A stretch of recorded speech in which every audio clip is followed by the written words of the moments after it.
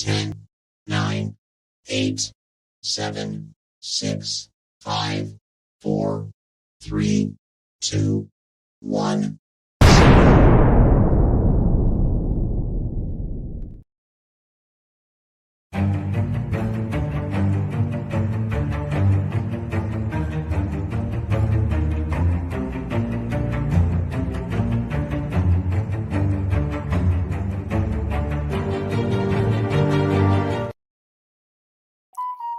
And we are live. Good evening, everyone. It's so welcome to see you. Welcome to our special guest this evening, Tamara L Hunter. How are you? I am excited. How can you not be excited with your energy? Oh my goodness. And then those flames. It's like, okay, let's do this. It's something I sat over the weekend and I thought, wow, there's smoke coming out. Let me show where the smoke comes from, you know. There you go. I love it. Thank you, Tamara, and thank you to all the members that are joining us, the Meticulous Moments audience. We are so blessed to have you. We have the privilege this evening here at the Meticulous Moments podcast to have a wonderful time, a wonderful conversation with Tamara L Hunter. And of course, here at Meticulous Moments, we facilitate community upliftment through leadership development. So before we jump in, let me read Tamara's bio. Tamara L Hunter is a cancer survivor on a mission to change the world. The president and co-founder of nonprofit cancer support community CB4L.org, the first global next impactor, CEO of Impactor Press and creator of My Big Dream Life workbook and journal series, producer and host of multiple TV shows airing on the E360 TV network, including her newest, Let's Talk Fabulous with Tamara. And I've been on that show. It is simply amazing. Three-time best-selling author, keynote speaker, MC, and red carpet interviewer. Find out more about Tamara at www.tamaralhunter.com and her nonprofit as well, www.cb4l.org. So, Tamara, I know you. We've had wonderful virtual coffees together. I had the privilege and the honor to be a guest on your Let's Talk Fabulous with Tamara. Tell us, for the members in the audience who are not acquainted with you yet, who is this wonderful lady that we have here this evening? Well, thank you. First of all, it amazes me when I hear the bio, to be honest with you, because you just put your foot in front of, the next one, and you take those baby steps to go out there to make a difference, and it starts to add up. And that is what I'm so excited to talk about, the leadership piece today with you. And who am I? I'm the woman next door, truthfully. I am, a mother, a nana, that person that life showed up to life, and in doing so has had an interesting journey, and at a young age was taught that instead of complaining about something, go out and do something. Everybody hear that? Anybody ever have those parents or grandparents? Yes. Life happened, and so now I'm out there doing something about it, and that's basically who I am. And I have a lot of people that are out there, luckily, that are doing it with me. And that show, yes, I'm loving the new show, the limited series show, and you were so much fun on there. Thank you for coming on. It was wonderful. Tamara, you are such a vibrant person. You have this air about you. You are so calm and collected always, and you always smile, and you're always just uplifting people. I would love for the audience, because we've had that discussion, but I would love for the audience to hear your phenomenal life story, because I really feel there's someone that needs to hear, what you faced and how you faced it. How much time do we have? Guys, literally the life story, I could actually have a few of those Lifetime movies about it, but the crib notes, if you will. When I was born, believe it or not, I was born with my mouth that I wasn't formed correctly. And then because of that, I learned some really bad habits as a little child, and didn't know how to swallow, didn't know how to eat without making a mess. And certainly no one could understand me. So no one could shut me up. because I learned how to, for people to understand, I had multiple years of speech therapy and braces and corrective stuff. And also during that period of time, it was found that I had a lot of immunity issues too. And there was a movie that came out. John Travolta was one of the stars. It made his career. One of the movies that did, and it was called The Bubble Kid, or The Bubble Child. And I wasn't in a plastic bubble. However, just about as close. I wasn't allowed to go outside, those type of things. And the bottom line on it all is that I was born and raised in Southern California. Ha! Fun in the sun. No, I didn't get to go out in the sun because one of the things, I was allergic to the sun. What I'm sharing this story with everybody is because during that period of time, those impressionable years, I was taught that nothing in life is easy. That's the truth, right? And how do you overcome challenges? So I had an opportunity to learn how to overcome all of these challenges. And those lessons in life have served me very well throughout my life, bringing it to today where I'm out there sharing that others can overcome too. And, have I overcome things? Yeah, I've overcome domestic violence. I've overcome escaping it. I've overcome being in the court system for 7 years to protect children and all of that stuff. I've overcome you have cancer, for not only a chapter in my book of life, not only for myself, but for a 19-year-old child, for my brother, my mother, my grandfather, who was my hero, and on and on. And the reason I smile is because I'm alive, and life is worth living, and it's worth treasuring. And that's the most important thing to understand. I love that, Tamara. I love that. And that's why I love to bring these stories to people because, sometimes people they go through something and they really want to lose hope and they really feel, it's too much for them. And then I always say, just listen to someone else's life story, listen to what they've been through. And maybe then you'll get perspective that maybe your trial or your tribulation at the moment is not that hard. Sometimes we forget that we have to be grateful for each and every single day. And I find you to be such a big inspiration to all of us. I mean, everything that you faced since you were born, you hit the ground running, Tamara, and you were like, this is not going to stop me. I'm going to go, go, go. And you just keep on doing amazing things. Now, I know I read your bio, but tell us about the projects that you are busy with, please, and also your shows. Wow. Okay. Yes, you did read my bio, and the projects I'm busy with. Well, to understand it is when I was a child, it does go back to that. I was taught at a very young age to listen to the universe, to the interior of, we all have that voice inside to gauge. And I come from a family of intuitives. We didn't know what it was called back then. However, and visionaries. And so I was always taught to tap into that. And I knew at a very young age that I had something big I was supposed to do, but I thought it was going to happen quick in my life, 20s, 30s, 40s, 50s, show up in, decades, my 50s. And I get the diagnosis of cancer, chapter in my life, the cancer. Now I'm good.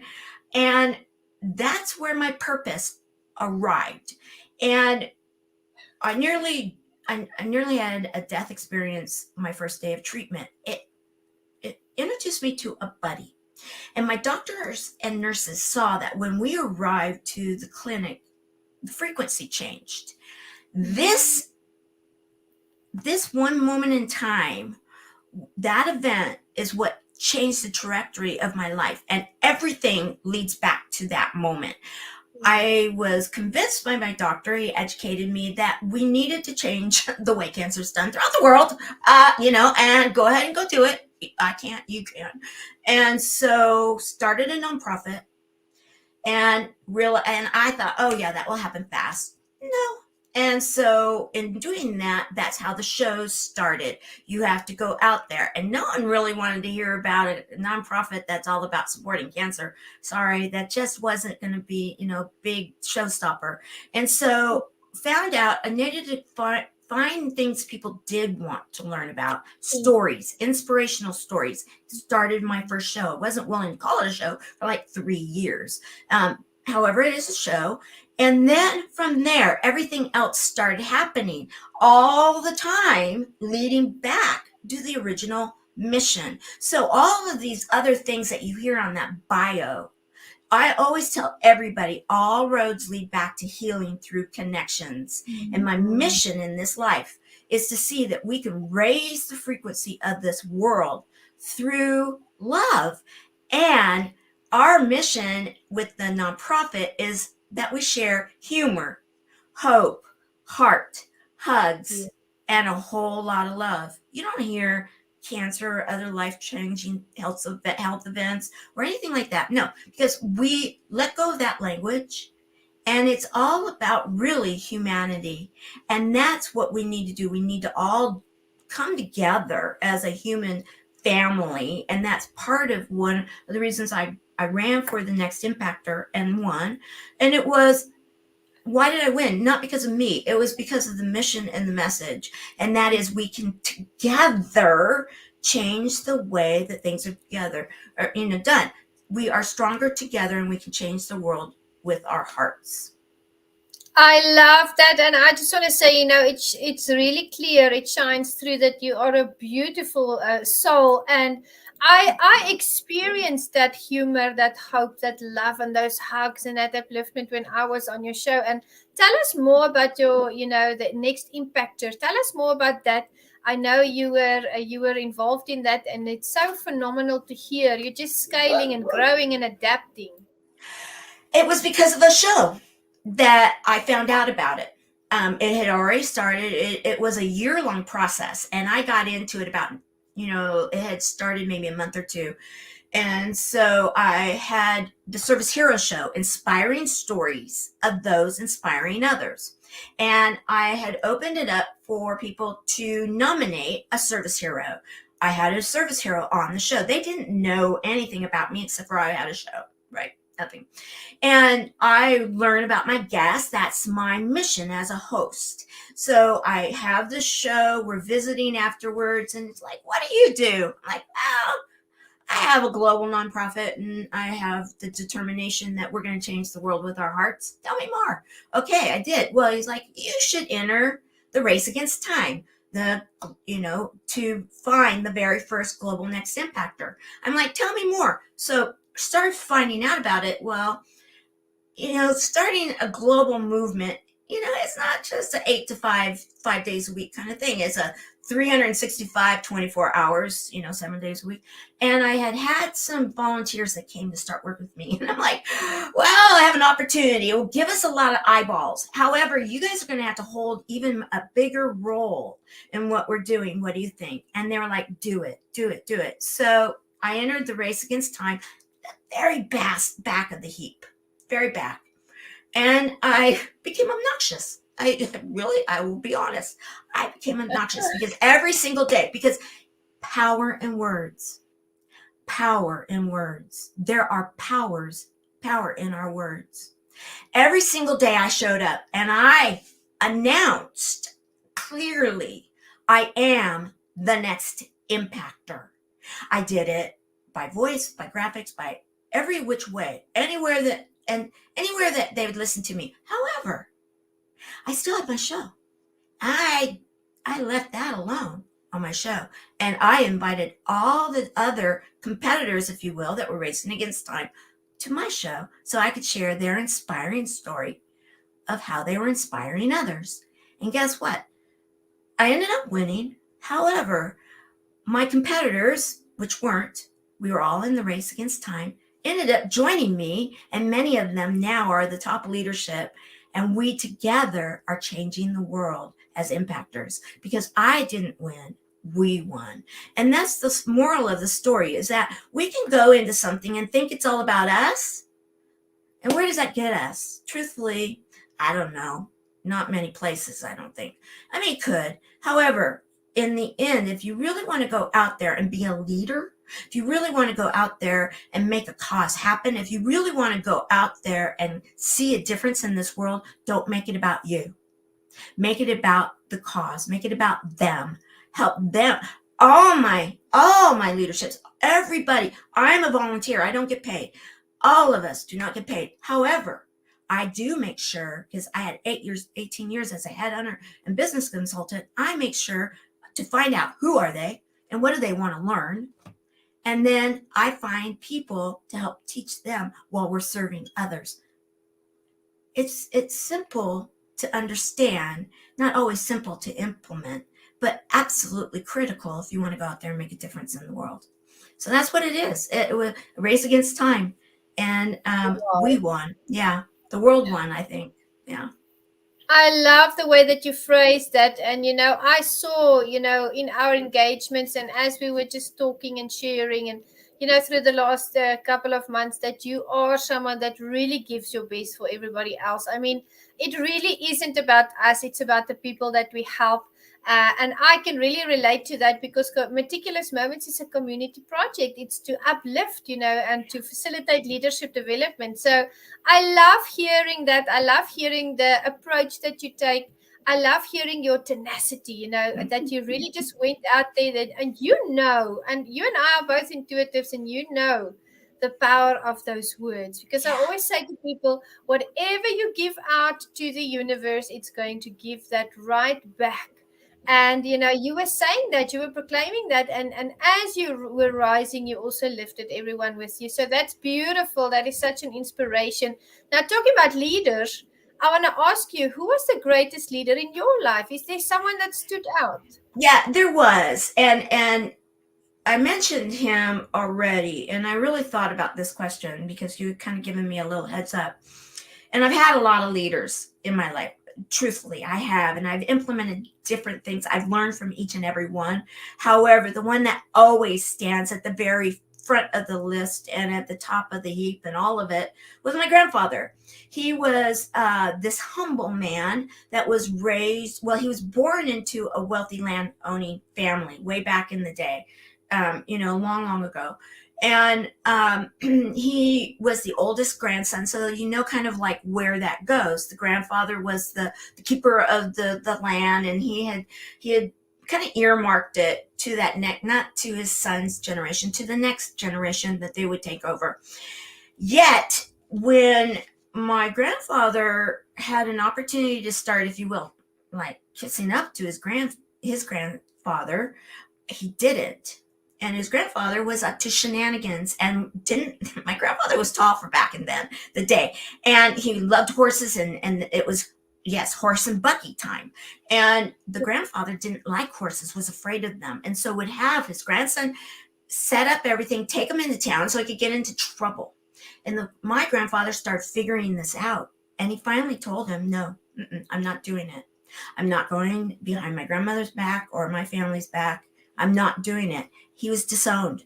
He was kicked off property. He was kicked to the curb, literally to the train tracks. He walked and he became a vagrant. He got even arrested and had to sleep one night in a jail because he was a vagrant. He had nothing to his name, and he ended up, the story goes, he ended up in Southern California. It's where I was born and raised, and he never regained, quote unquote, the earthly riches that he could have easily had, but he was a man of integrity, and he believed in service, and he served everyone he knew.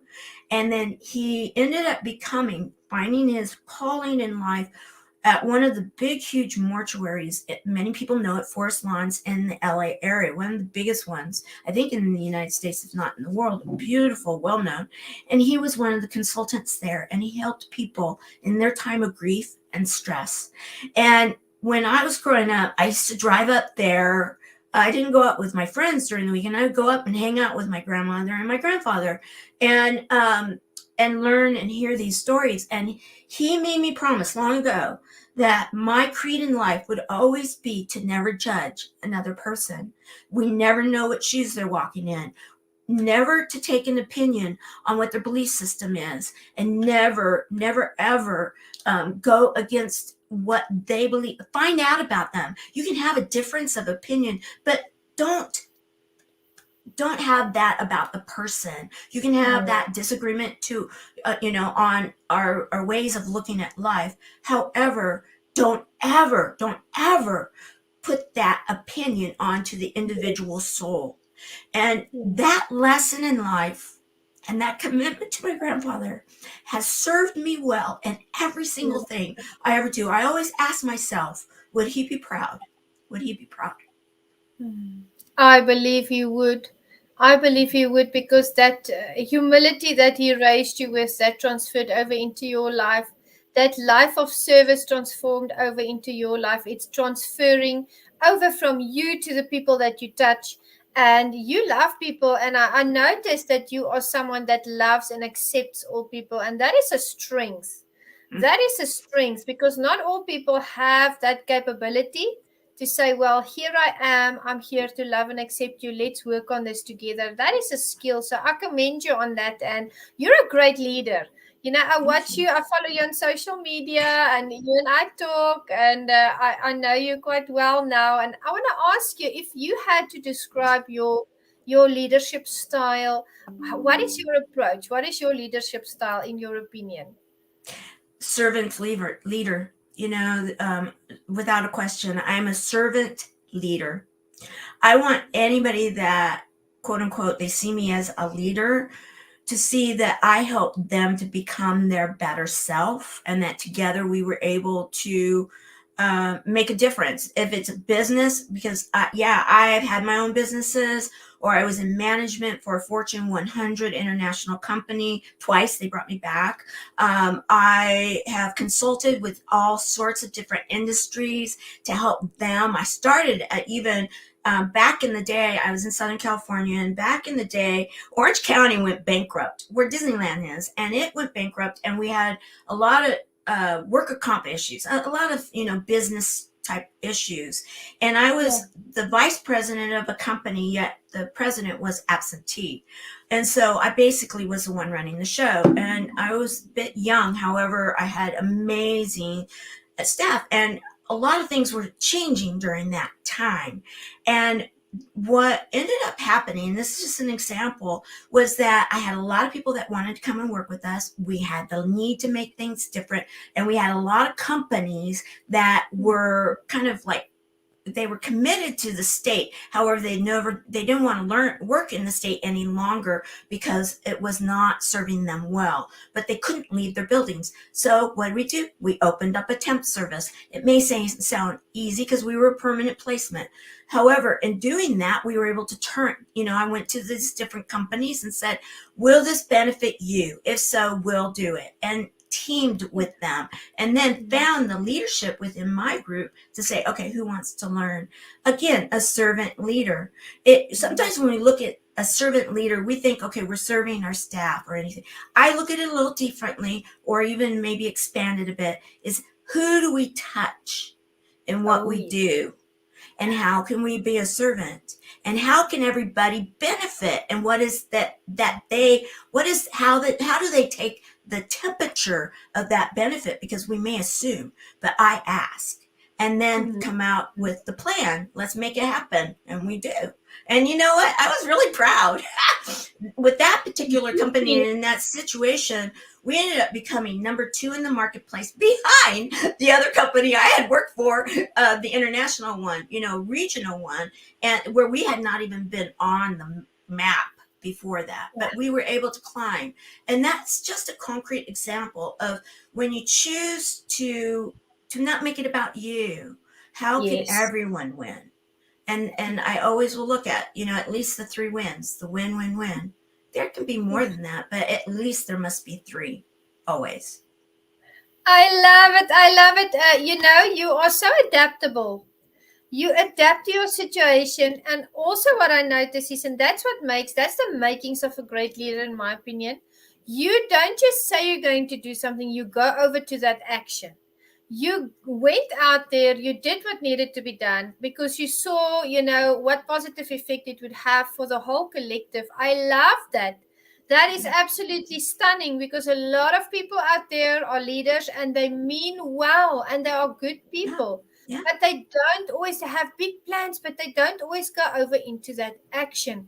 if we don't go over into that action like Tamara did in these situations, nothing would have changed, nothing would have happened. And also, we have to be adaptable to our environment. I'm sure because we are both intuitives, we are both behaviorists as well, so, and that takes some refining. So that's how you work so well with teams. That's what I've picked up. Now I know we faced the trials and tribulations, Tamara, and I do want to bring this to the audience because you and I had wonderful conversations prior to this evening. And I wanted to ask you, people, maybe there's someone out there that needs to hear about your hardest trial in your life. Maybe that will, I'm sure it will speak into their hearts. Maybe they can relate. Maybe they know someone that needs to hear this message. What was the hardest trial and tribulation that you've ever faced? It's a great question, and there have been many, to be honest with you, because where much is given, much is expected. And one of the hardest ones was that there was a period in time where it was personal. I was married, and I was married to someone that it was not the healthiest environment. In fact, it was very, very it was abusive, and I wrote about it. It took me a while to come out about this story, and I finally wrote about it in a book called Mastering Our Mountains. And I'm proud of that chapter. It's a chapter book, but I'm proud of it because it goes into the story of living in a home where my children's father, it's the proper way of saying it, my children's father, I was beat up, I was ripped up, I was nearly killed. I mean, you name it, it was. And then there was a weapon left by the door to remind me not to leave, because if I did, he was a sharpshooter. He had, and he actually signed off on sheriffs at the sheriff's station that they were, he was there at the gun range to sign them off to qualify each year for their, weapons. And it was like, okay, don't even think about it. And it got to a point where when my children, I'm not an enabler. I called authorities. I was a part of a really, a church system that I went and talked to them. I tried to really work on, and I even really put it out there for my ex-husband, their father, to work on himself. I wasn't necessarily giving up. However, I wasn't going to allow. And what ended up happening is that I can't make a decision for someone else. And it was the darkest moment. And when I saw my oldest son beat up, I was like, okay, I'm done. I didn't know how, because I was watched really closely. So I had to make a phone call and say, I don't know how we're going to do this. I need help though.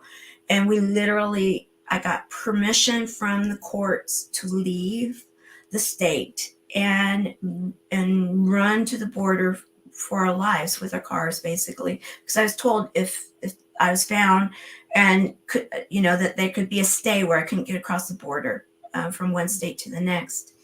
And we literally, and I mean, we had a detective there, we had a cop there. They monitored the whole situation so that I was allowed to take only certain things and basically escape for our lives. And then I had to go underground until I could get protective orders in the next state.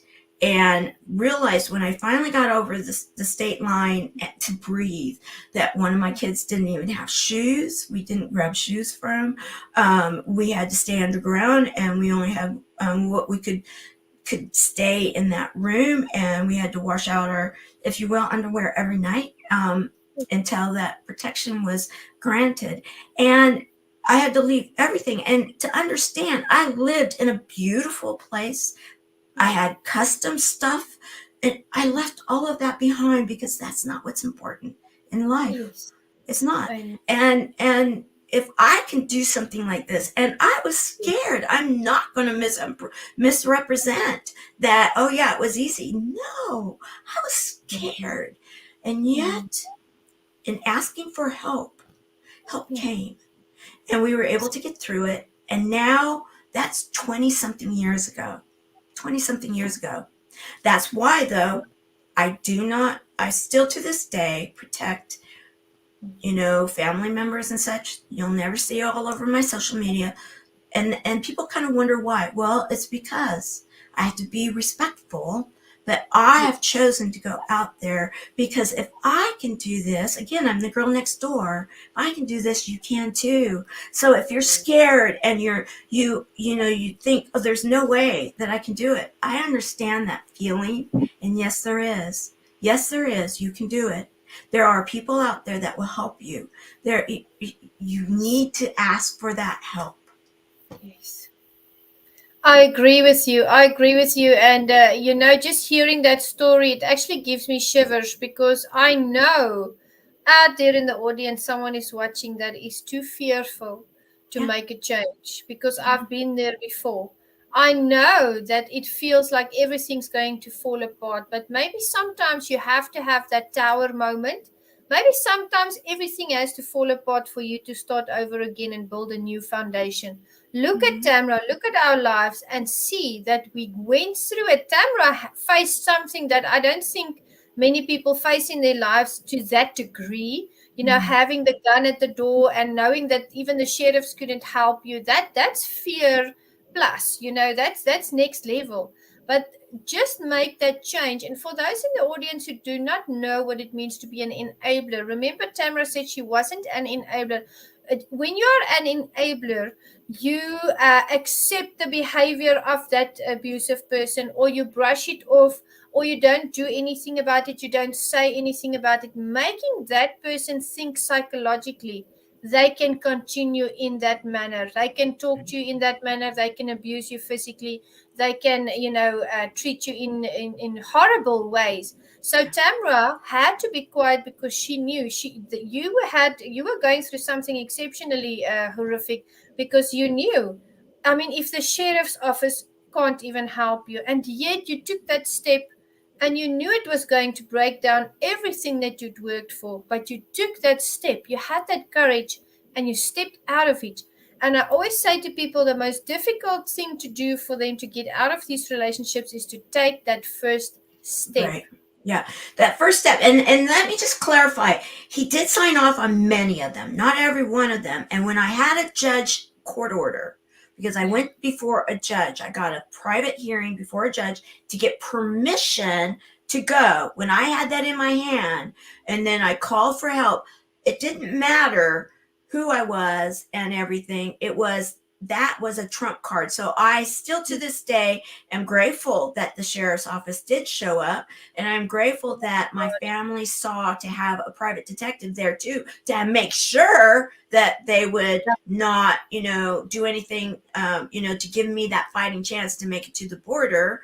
And so, yes, but you're so right. That first step is that hardest step. In the end, though, it truly can be that most freeing baby step. And when it's done, it's like, wow, I gave too much power to that one step and I did it myself. And now I know, because that what translates is that it's that invincibility. And I'm not going to say we're superhuman. However, yeah, we can be. We have the gifts inside of us. We were born with them. And so embrace whatever it is. And if you feel like, okay, no, they're not talking my language, again, reach out somewhere. Reach out somewhere. Yeah. Because at the end of the day, Tamara, you and I know everybody has a voice that has to be heard. It deserves to be heard. That first step is so liberating Yeah. that I don't even have words to describe that feeling when you become finally free, when you know this is it and everything's going to be okay. Yes, it doesn't look okay in the first few weeks or the first few months, but eventually everything starts to fall into place, And I always tell people, I don't fight the waves, I ride them. So Mm-hmm. so go with your intuition, go with that flow, ask the universe or spirit or God, ask for that direction and get into touch with yourself. What is it that is negatively impacting you? If you are in a toxic relationship, do something about it. Now you are here. I mean, you are happy. I can Mm-hmm. see that it just Mm-hmm. comes out of you. It shines out of you. What is it that makes you happy in life? If you would like, give us a description of what makes you happy. I want to continue the conversation that we are to bring that answer to light. And that is, when I went through that period of time, I thought I had done the work to really get into my happy space and to clear out, if you will, the toxics, because that's a toxic relationship. And it's a relationship, guys. Take a part of your part in it, and I had to own my part in that. That's Always. very critical. However, I still ended up with hearing those three words: you have cancer. And I had breast cancer, the pink ribbon. And many of us that do had maybe been through some kind of a stressful situation like what I had survived. Yeah. What makes me happy now is that I lived through it, and I now can be the example that you can too. And we have the power collectively throughout the world to make a difference, because understanding some of the things that I have now learned, I love waking up every day, and so I can go out there and share these messages, because there is frequency. And if you don't know what that is, it's an energy. And that energy, actually, science has come around to finally understand it has healing powers. There are healing powers in this. So when you think, okay, I went through the stress, now I've been diagnosed, woe is me. Let's rethink that. Let's turn that frown upside down and smile that frown away. Let's take control. What can we do today? And what we can do is we can say, we're kicking the power of that word, 6-hour word, to the curb. We're kicking, the results of all this to the curb. We're going to clean up what's inside of us, and then we're going to change the generational patterns, and so that not only we can have a better life, that we can set our children and our grandchildren and the great-grandchildren. Remember my generational patterns. Well, 5 people, 4 generations, all through my grandfather line, ended up with those 3 words. Now, could it have been through that first stressful situation that took place? It could have been. And cutting that cord, the freeing of those generational patterns had not taken place. Now they have. I can rest assured every single day I am in my happy space every single day, that we have that power and understanding today, that we can literally, as a human collective family, we can change big things like cancer. We can change big things like abuse and such. Now, is it easy? No. But can it be done? Yes. We need a lot of servant leaders showing up. We need a lot of people that are willing to come out and say, okay, what can I do? Let's do this. What can I learn to make things better? I want to learn, and let's do it together. Let's get rid of what tears us apart. Yes, we all have different cultures. Yes, we have different beliefs. Yes, we have different politics. Okay, let's embrace that, because we are all a human family, and that's what makes me smile, because I see the hope for today and tomorrow, and I know 100% that we can do this together. Absolutely, without a doubt.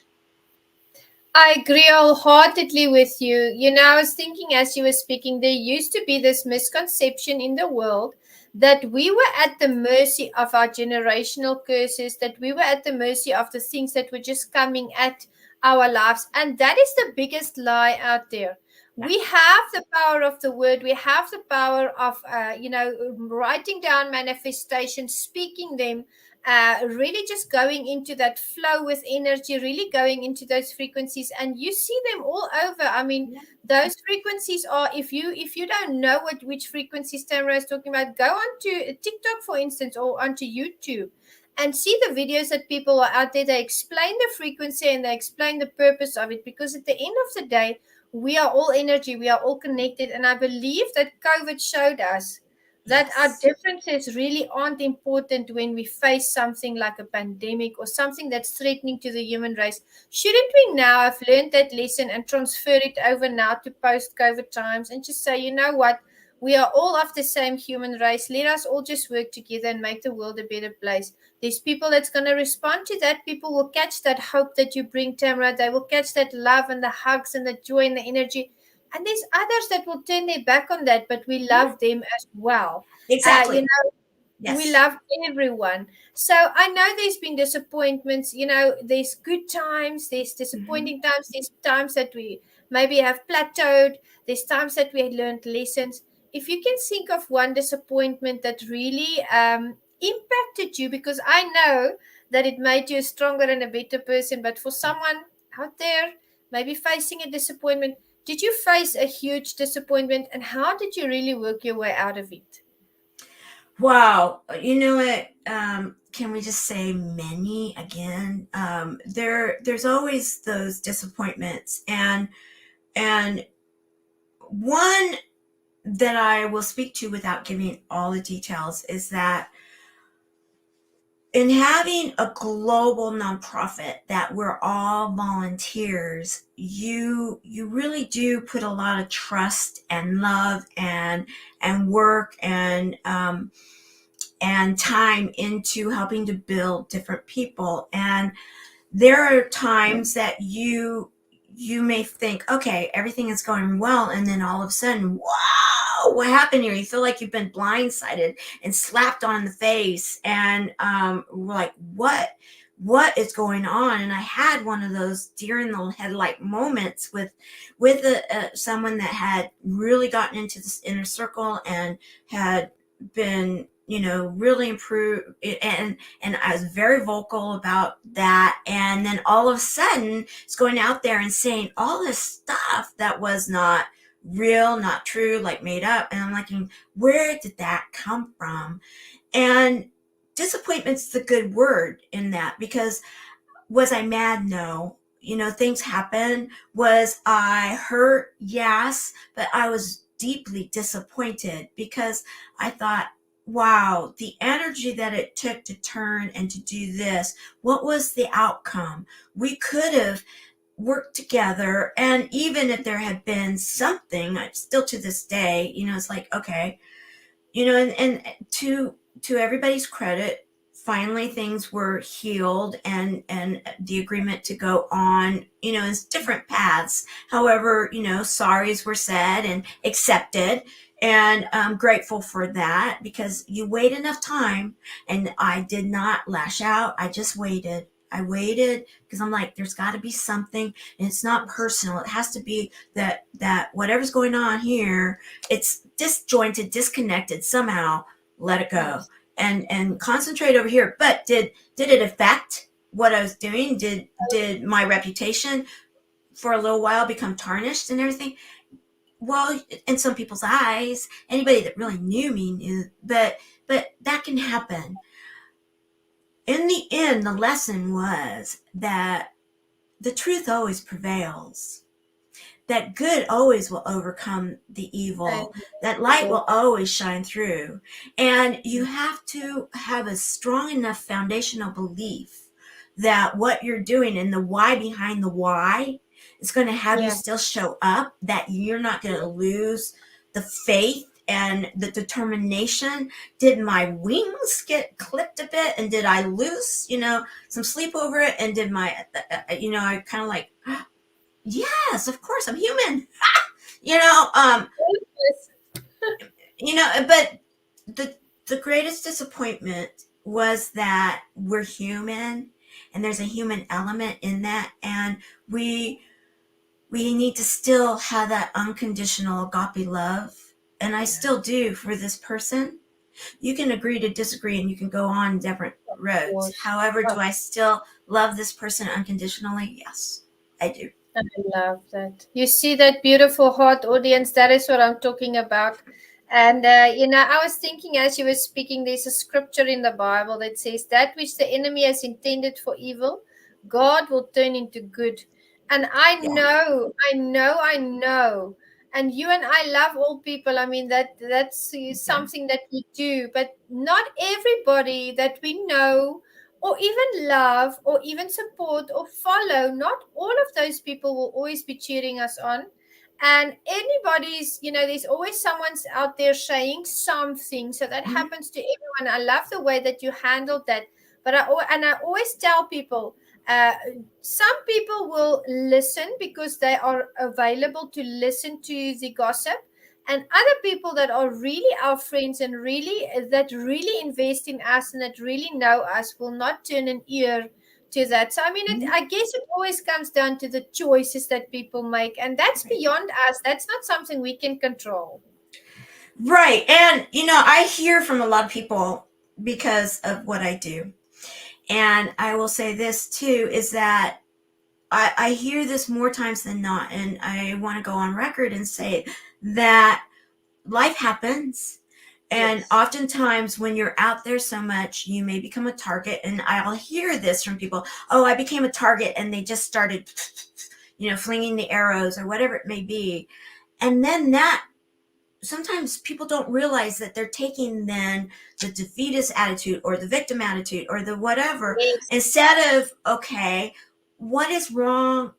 Why is this person attacking you? Most likely, I was a recruiter for years and years and years. I would do that phone call thing, and sometimes I get on the phone and it'd be like, I got chewed out, and I'm thinking, okay, what happened before that person answered the phone? Yes. It wasn't me, Yes. and it wasn't that call. It was the event that took That place was maybe the that daylight. morning or that and so not to take it personal. So if someone's feeling that, oh yeah, my back has the it has and those arrows are, and let it go.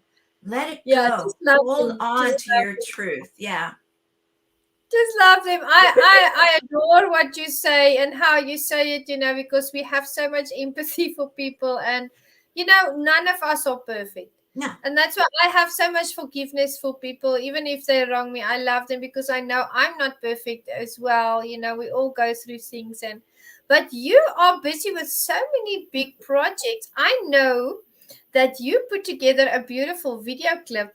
Would you tell us, because I believe that's your special gift to everyone out there who has loved ones, anyone that's in a relationship, maybe has a life partner. I want to play that video. It came into my spirit now. Tell us about the video clip before we play it, and then we'll come back to our questions. Well, thank you for asking. And Victor Orlando is a very well-known percussionist. He's actually one of the global percussionists. He's been given all sorts of awards for it. He's Grammy nominated. He's won things from everywhere, and he's toured with the Gap Band, Earth, Wind and Fire, Santana, done major solo shows, on and on. Well, he's also a singer-songwriter. People don't know that as much about him. Well, I know him very well, and we've worked on other projects together. And so I just had my Fab with Tamara show, the pre-Valentine show, and I wanted to feature the frequency of love and music. And I knew he had a love song. And so I said, Victor, I'd love to have you come on and talk about your love song. I didn't realize it didn't have a music video to it. And he's like, I don't know, it's a TV show. Do you want to do this? And I'm like, okay, well, let me ask you this. Would you trust me? Because I do know film editing. I do a lot of it myself for my organizations and for my shows. Do you trust me enough to possibly create a music video for your Wow. love song? And he's like, of course I do. Go ahead. Free reign. So we had a discussion. What did you see originally? Blah, blah, blah. And he told me what his vision was. And I didn't show it to him until yesterday. I didn't unveil it. Yeah. He's like, I said, do you mind if we do it, on the show? It will be a surprise. Do you trust me enough? He's like, I trust you 100%. Let's do it. So I was able to reveal yesterday, and oh my goodness, and then we're like last night, and he's like, oh yeah, and so excited. And so, and this video, or this song has been climbing the charts. It's been out there for a little while, and it's been climbing the charts lately in Europe and all this stuff. Every Valentine's, it's always out there. This is the very first time now that this song has its own video story. So yes, there we go. It's called oh man, why am I'm let's just show the video. Why am now I'm so excited about the music. So the story. So yeah, let's play it and then we can go on. I love that. I love that. I'm going to be playing that special video that Tamara made for him, and she wants to bless the audience with that pre-Valentine's Day for everybody that has a loved one out there. So I'm going to remove us from the stream and play the video, and then we'll be right back.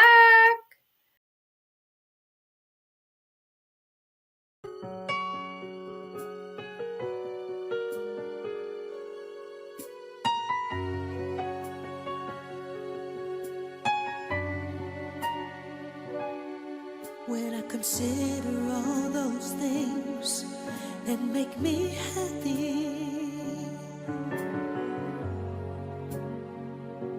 I think about you. When I consider all those things that make me sad, I think about you. I think about you. I think about you. When I consider all those things, I think about you.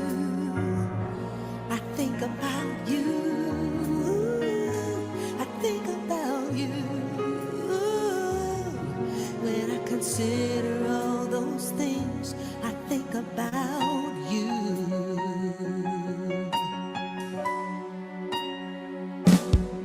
There was a moment in my life when I was happy. I thought I'd spend my whole life with you. You were my love and my daily inspiration, and all the things that I could dream would come true. I think about you. I think about you. When I consider all those things, I think about you. I think about you.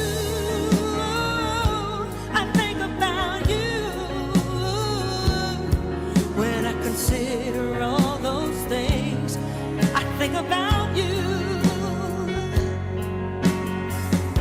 But then one day, it all started to vanish. My feelings, they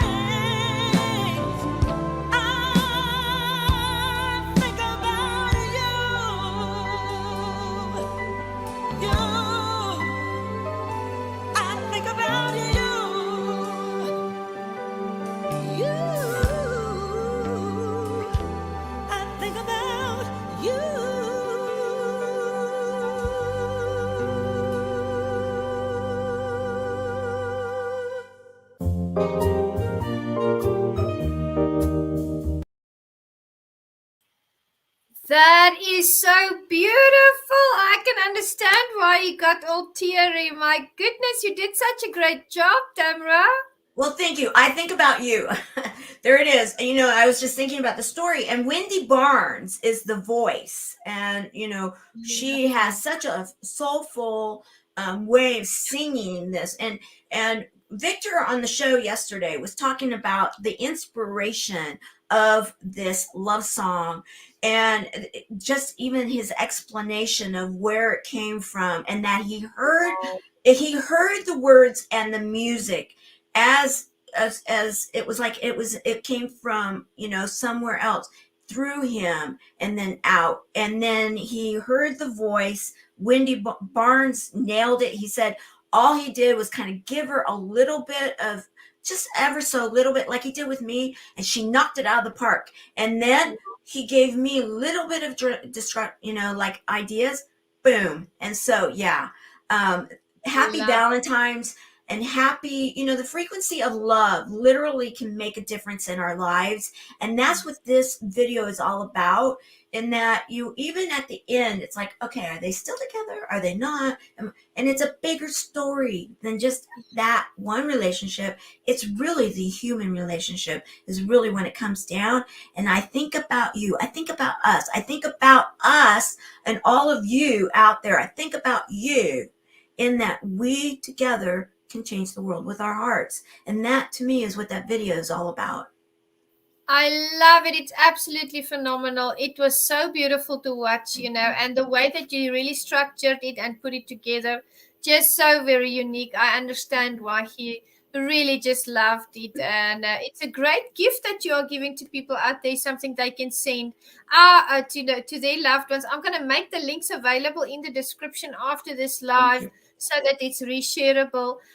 Also, I would like to thank you. I went to training for 2 hours today, and I was busy doing, you know, getting ready for our show because we had been doing self-defense. So I looked like this. I was ready to be on camera. My hair was all, my face was red. You know, my neck was red from all the grappling. And I opened my Facebook, and here Tamara L Hunter, my dear friend, has made this beautiful eye-catching poster. Please tell me more about that, because I believe you're going to start something in that direction. Tell the audience. Yes, well, you know, I for years, when you have a big cause and I wasn't going to go out and get sponsors in the very beginning because I wanted to make sure this worked. And so I learned to do it yourself. And that's how I learned video editing, and that's how I also learned graphics. I learned a lot of different things, because if you have a will, there is a way. And so what now I'm doing, be watching for it, is that I'm creating courses. Finally, people have been asking me for years and years, and many of the show hosts that are on my network, I personally have helped them and taught them, and, you know, like, okay, let's do this. And yet there's one of me and a lot of you. And so, yes, I'm putting it together, and I'm very excited about it, because it's going to be my first courses. And I've been doing this for years and years. And so, yeah, be watching, guys, because they're going to be out here soon. I love it. I love it. And I don't know if you know, I'm sure you don't know, but I made you a little something that I would like to play, because I really want to thank you for being on the show before we go into our final question. So hold on a moment. There's something I made for you.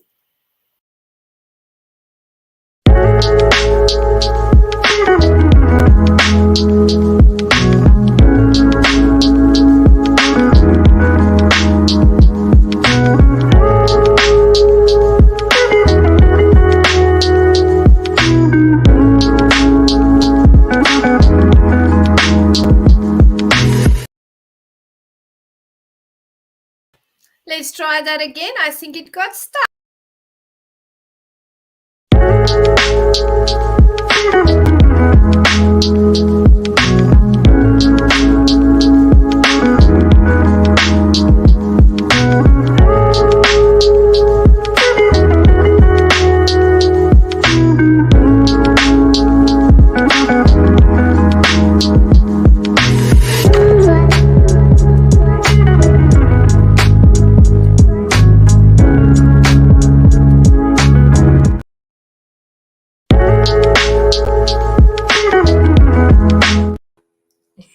Now tell us, Tamara, tell us about your tour of love, because we haven't spoken about that yet.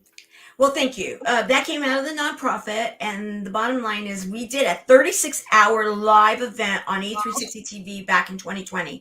And it was the third year for Giving Tuesday that I had done this to bring awareness of the nonprofit. And many of my volunteers, again, impactors, we had people from, Melissa Manchester to the fastest woman talker, Guinness Book of World Record winner, all sorts of different people on the tour of love. And it's this image, and one of my volunteers, Brooke Curran, also an impactor, she came up with this. And what we ended up doing is, it was so popular, the whole concept, of like the Jerry Lewis Telethon meets Roland Martin Laugh-In meets streaming media today, and with a cause. And we went into a show immediately, but it was more of like a talking head show rather than where we wanted it to go. Well, we've had a little time off, and we are preparing for second season. We have some big announcements coming, but second season is going to be around the corner here soon, and we are going to be changing the way streaming media TV is done. Be watching for that soon. I have a co-host. He's an Emmy award-winning documentary filmmaker, a singer-songwriter, amazing thought leader, Skip Thomas. He's my co-host, and together we are the ones that are bringing out the Tour of Love show. I believe that you and Skip, you make a wonderful team. Absolutely can't wait for that. We are going to be following you, networking with you, cheering you on in this wonderful journey as you transform lives. Just touching everybody, and it's the Tour of Love with your love and your kindness and your big heart, your heart of gold. Tamara, I want to ask you, what are your final words of wisdom as we close this session? It's simple. I usually say the same thing. Never, never, never give up. Winston Churchill, like him or not, back in World War II, he needed to show up at a time. His big personality, again, a really interesting person. However, at the moment in time, he was needed, and he helped to lead the world out of such a huge event, a dark time in our world history. Today, now, we need those leaders to show up. We need those people to show up to your own life, and then from there to what you feel called to do. And always remember that you're important, and to never, never, never give up. I love that. And I don't know if you and I talked about it, but that's my hashtag as well that I use. I use leadership, I use gratitude, I use community upliftment. And my hashtag in my bio is always hashtag never give up. And I see that in you, and I agree with you. Thank you for those wonderful words of wisdom. Step up to the plate, people. The world needs you. You've been given these talents and these gifts for a reason. Don't keep them to yourself. Do what Tamara is doing. Share it with the world, and just bring wonderful joy and just new treasures into people's lives. So Tamara, from the Meticulous Moments audience, we just want to say thank you for joining us, for bringing all that wisdom, experience, and that knowledge, and that heart. You have the most beautiful heart. I know it's spoken to the audience members. We appreciate you. Well, I appreciate you too, Juanita. I mean, I felt this kinship like a sister from another continent from the very beginning. Absolutely, and I want to say thank you to Angel Marie Monticelli for introducing the two of us, and yeah, be watching, guys. We're all coming together. Come and join us to make a difference in this world. The time is now for you. Absolutely love that. Thank you, Tamara, and thank you to Angel as well. Yes, she introduced us. Thank you to everybody that's been watching. You know what to do, Meticulous Moments audience. Connect with Tamara, network with her, cheer her on, and we'll see her on the other side. Stay tuned for our final few videos. See you guys soon. Hi, my name is Jose Escobar, and I'm the founder and CEO of the Connected Leaders Academy. We're the #1 fastest growing community and tribe of some of the highest level entrepreneurs all around the country and around the world. We're in 36 states across the US, in 11 international countries, and over 240 plus members, growing every single day. And I'm honored, excited, and I'm glad to say that I'm proud to be the official sponsor of the Meticulous Moments podcast with Juanita Kapp. Thank you so much for the opportunity. I'm excited for this journey.